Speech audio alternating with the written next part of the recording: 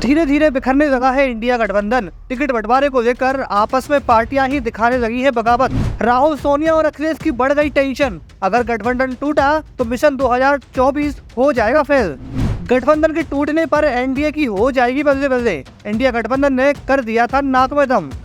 लोकसभा चुनाव के लिए पहले चरण की वोटिंग 19 अप्रैल को होनी है। ऐसे में राजनीतिक दलों के लिए प्रचार के लिए सिर्फ 10 दिनों का समय रह गया है। इसके बावजूद विपक्षी दलों को साथ लेकर बनी इंडिया गठबंधन की अब तक कोई बड़ी रैली नहीं हुई है और न ही अभी तक कोई योजना भी सामने आई है। गठबंधन की रैली की तो दूर की बात, इसमें सामूहिक दलों के प्रमुख नेता भी क्षेत्र से नदारद दिख रहे हैं। पश्चिमी यूपी में खासकर ऐसा ही माहौल दिख रहा है। वहीं अगर हम अब की बार 400 पार का नारा देने वाली भारतीय जनता पार्टी की बात करें तो इस मामले में काफी आगे दिख रही है। प्रधानमंत्री नरेंद्र मोदी ने खुद मोर्चा संभाल लिया है। उन्होंने कल गाजियाबाद में रोड शो किया। आज वह सुबह सुबह बिहार में रैली के लिए पहुंचे। इसके बाद वह पश्चिम बंगाल का भी दौरा करने वाले हैं।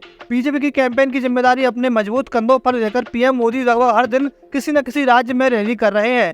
एक दिन में तो वह 3-3 जगह पर जनसभाओं को संबोधित करते नजर आ रहे हैं। दिल्ली के रामलीला मैदान में इंडिया गठबंधन के नेताओं ने बीजेपी के खिलाफ हुंकार भरी थी, लेकिन जम्मू कश्मीर में पीडीपी प्रमुख महबूबा मुफ्ती ने अपना रुख इस गठबंधन से अलग तय कर लिया है। उन्होंने कश्मीर में 3 लोकसभा सीटों पर स्वतंत्र रूप से चुनाव लड़ने की घोषणा की है। इससे जम्मू कश्मीर में इंडिया गठबंधन का अंत हो गया।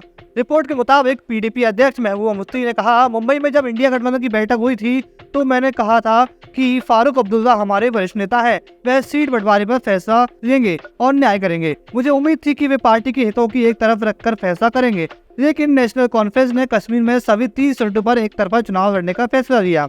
एकजुटता के तमाम दावों के बावजूद झारखंड में विपक्षी गठबंधन इंडिया के घटक दलों के सुरताल आपस में मिल नहीं पा रहे। कहीं सीट को लेकर पार्टियों की जिद तो कहीं बागियों के तेवर की वजह से गठबंधन के साझे चूल्हे की खिचड़ी का जायका बिगड़ता दिख रहा है। चुनाव की घोषणा के 20 दिन बाद भी राज्य की 14 में से 7 सीटों पर उम्मीदवारी को लेकर तस्वीर साफ नहीं हो पाई है, जबकि दूसरी तरफ एनडीए के प्रत्याशी सभी 14 सीटों पर प्रचार अभियान में जुटे हैं। आगम यह है कि गठबंधन में शामिल रही 2 वामपंथी पार्टियां सीपीआई और सीपीएम ने अपनी राह अलग अलग कर ली है। सीपीआई ने 4 सीटों चतरा, लोहरदगा, पलामू और दुमका में अपने उम्मीदवार उतार दिए हैं। हजारीबाग सीट पर भी वह अपना उम्मीदवार दे सकती है। सीपीआई की राष्ट्रीय परिषद सदस्य प्रमोद कुमार पांडे ने कहा, पहले हमारी पार्टी इंडिया गठबंधन का हिस्सा थी, लेकिन अब हम स्वतंत्र रूप से झारखंड के चुनाव मैदान में है। फिलहाल 4 सीटों पर हमारे प्रत्याशियों के नाम घोषित हो चुके हैं। हमारे गठबंधन के तहत सिर्फ 1 सीट हजारीबाग देने का प्रस्ताव रखा था, लेकिन उन्होंने इसे नहीं माना।